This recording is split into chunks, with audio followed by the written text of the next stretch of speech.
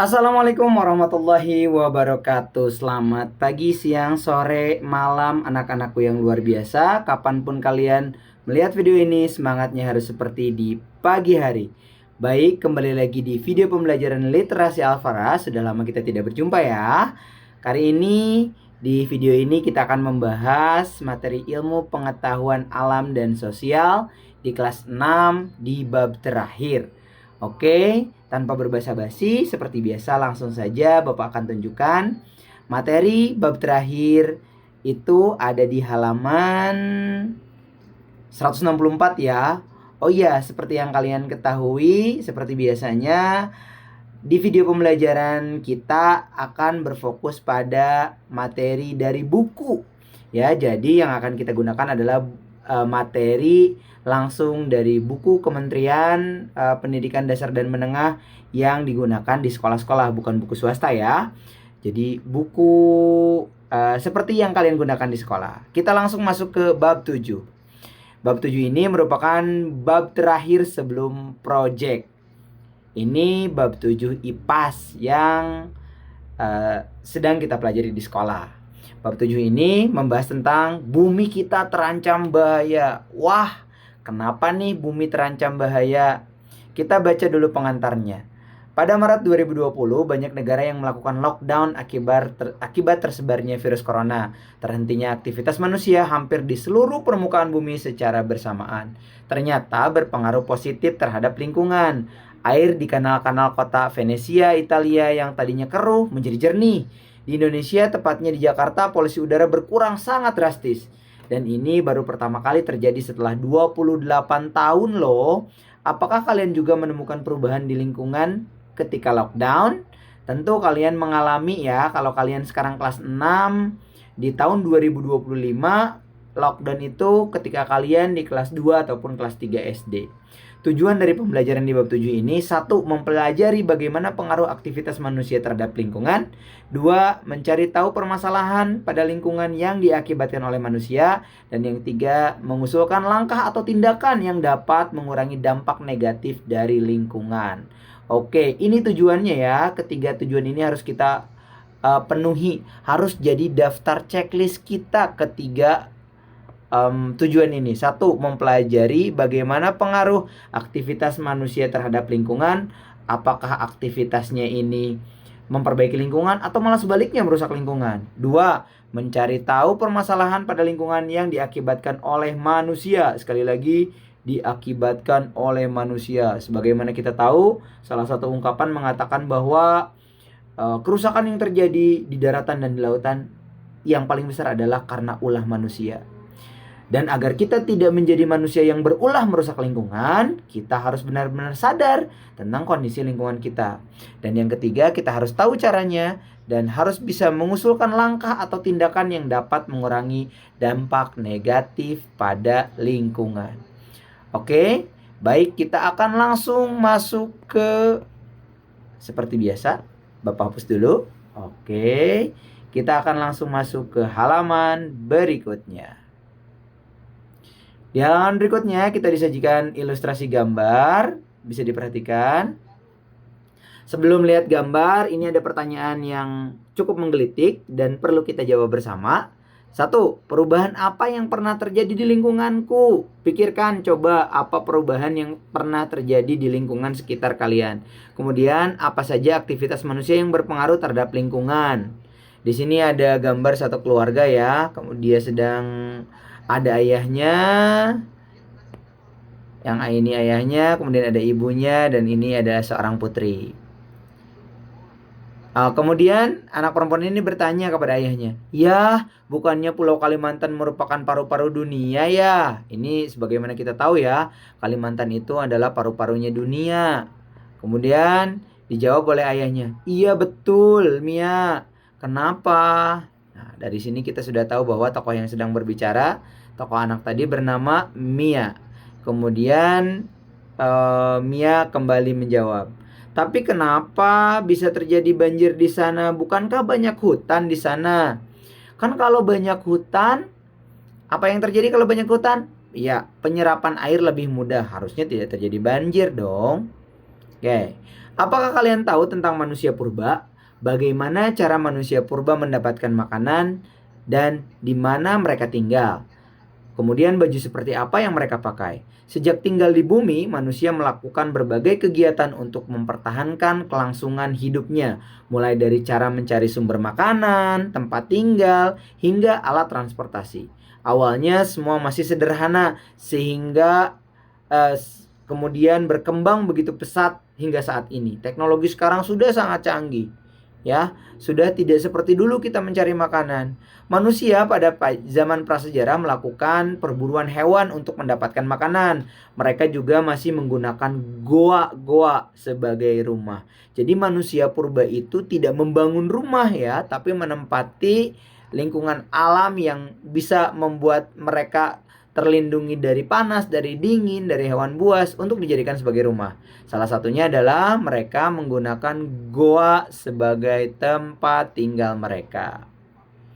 Apa itu zaman prasejarah? Ini adalah kosakata baru untuk kita. Zaman prasejarah adalah zaman ketika manusia hidup dalam kebudayaan yang belum mengenal tulisan.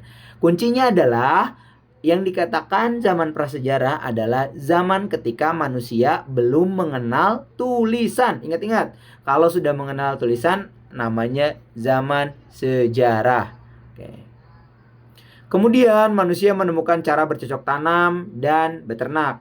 Juga mulai membuat rumah dengan bahan kayu dan dedaunan hingga akhirnya manusia telah memiliki teknologi yang canggih untuk dapat terus bertahan hidup seperti saat ini.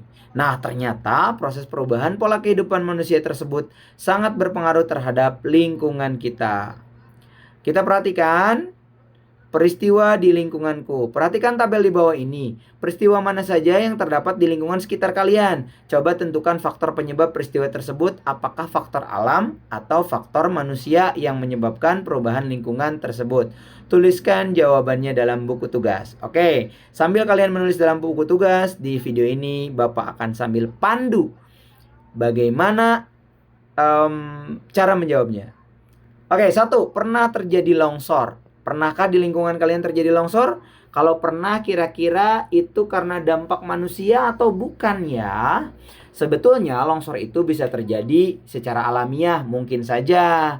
Tapi kebanyakan longsor terjadi adalah diakibatkan karena ulah manusia. Manusia yang seperti apa? Dia yang menebang pohon sembarangan. Dia yang mengalihfungsikan lahan. Maksudnya gimana, Pak? Oke, mengalihfungsikan lahan itu maksudnya yang awalnya harusnya hutan, harusnya kebun, ini malah dijadikan sebagai perumahan.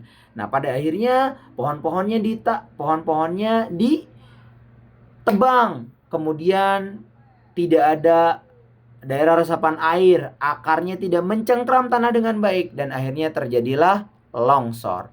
Kalau pernah terjadi longsor di tempat kalian, coba perhatikan lagi. Itu apa penyebabnya? Mungkinkah dulunya banyak pohon di sana dan kemudian pohonnya diambil ditebang pada akhirnya terjadi longsor? Bisa juga yang harusnya hutan malah dijadikan sebagai perkebunan. Yang harusnya pohon-pohon besar di tebing-tebing ini dibabat habis dan dijadikan sebagai lahan-lahan pertanian tak berizin. Jadi kalau bertani pun harus ada izinnya ya. Yang kedua, terdapat tumpukan sampah di tempat yang tidak seharusnya. Ini ulah siapa? Ini sudah gampang ya. Ini adalah tentu ulah anak-anak, orang-orang, ataupun manusia siapapun itu yang tidak punya kesadaran dalam hatinya untuk mengelola sampah dengan baik. Dibuang di mana saja. Akhirnya terdapat penumpukan sampah. Efeknya akan banyak nantinya. Mulai dari efek bau tidak sedap, efek lingkungan yang tidak nyaman, sampai menjadi sarang penyakit. Kemudian tersedia banyak tempat sampah. Ini tersedia banyak tempat sampah akibat siapa? Tidak mungkin alam itu tidak menyediakan tempat sampah sendiri ya. Alam itu limbah yang dihasilkan secara alami itu bisa terurai dengan sendirinya, bahkan tidak menjadi sampah, bahkan menjadi kompos, jadi makanan baru untuk biota-biota yang lainnya, baik flora atau fauna. Jadi kalau tersedia banyak tempat sampah ini disediakan oleh manusia, sudah jelas. Terdapat lubang bekas galian tambang. Ini mah manusia yang menambang. Tidak ada ya hewan yang menambang, kucing menambang. Tidak mungkin itu. Oke, kita lanjutkan. Halaman rumah ditanami bunga atau sayuran. Wah, ini contoh-contoh positif ya. Orang-orang yang bertanggung jawab, tentu orang-orang yang mencintai lingkungan akan melakukan hal ini. Rumahnya ditanami bunga, kemudian ditanami sayuran, dan bisa juga dimanfaatkan. Asap pabrik membuat langit gelap. Ini positif atau negatif? Ini hal negatif, ulah manusia. Oke. Kemudian terdapat lubang biopori atau sumur resapan. Positif atau negatif? Positif. Ini akibat manusia juga. Kebakaran hutan. Nah, ini ada dua kemungkinan. Kebakaran hutan itu bisa terjadi secara alami ketika musim kemarau, hutan gambut menjadi kering, kemudian panas, dan akhirnya terbakar sinar matahari. Bisa jadi kebakaran hutan. Atau orang-orang ingin membakar hutan dengan cara membakar lahan, lahannya dibakar, akhirnya tidak terkontrol yang dia bakar, dan akhirnya terjadilah kebakaran hutan. Bapak hapus lagi ya. Oke, lanjut. Kemudian pabrik membuang limbah sembarangan. Positif atau negatif? Hal yang negatif ya. Limbah kok dibuang sembarangan, kan mencemari lingkungan nantinya. Banyak yang tercemari, tidak hanya manusia yang dirugikan, akan banyak hewan yang dirugikan. Kalau dibuang ke sungai, ikan dirugikan. Akhirnya populasi ikan pun menjadi semakin berkurang. Airnya tidak dapat dimanfaatkan, jangankan untuk dikonsumsi. Airnya dari kejauhan saja sudah tercium bau. Akibat apa? Akibat pabrik-pabrik yang membuang limbah sembarangan. Oke, ada truk sampah yang berkeliling mengambil sampah. Positif atau negatif? Ini hal yang positif ya. Oke, good. Next, sulit mencari air bersih. Sulit mencari air bersih ini karena apa? Karena musim kemarau bisa. Karena lingkungannya jarang sekali tanaman, bisa kalau seperti di gurun pasir dan lain sebagainya. Sulit mencari air bersih itu karena lingkungan alamnya seperti itu. Kalau sulit mencari air bersih karena lingkungan alamnya dirusak oleh manusia, ini tentu saja adalah hal yang sangat merugikan. Air sungai jernih dan mengalir lancar, ini juga akibat manusia juga bisa. Manusia yang menjaga lingkungannya dengan baik, menjaga sungainya dengan baik, akan menyebabkan sungainya lebih terjaga, air sungainya pun jernih dan bisa mengalir lancar. Sebaliknya, kalau buang sampahnya ke sungai, kemudian pohon-pohon di hulu sungai ditebang-tebang, apalagi banyak hal yang dapat merusak sungai, ini tentu saja tidak akan jernih airnya dan juga airnya tidak akan mengalir lancar. Gumuk pasir ditambang, ini hal positif atau hal negatif?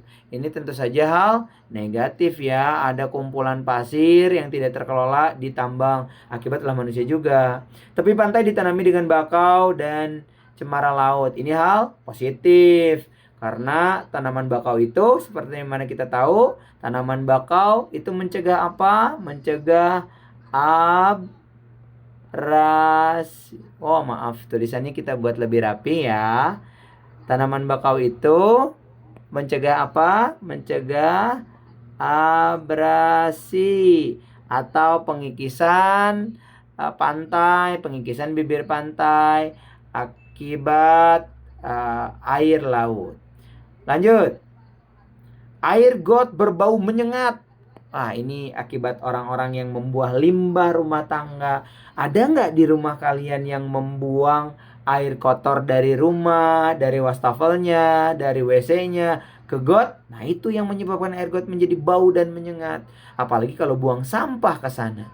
Tentu airnya akan berbau menyengat, tidak enak, menimbulkan banyak penyakit.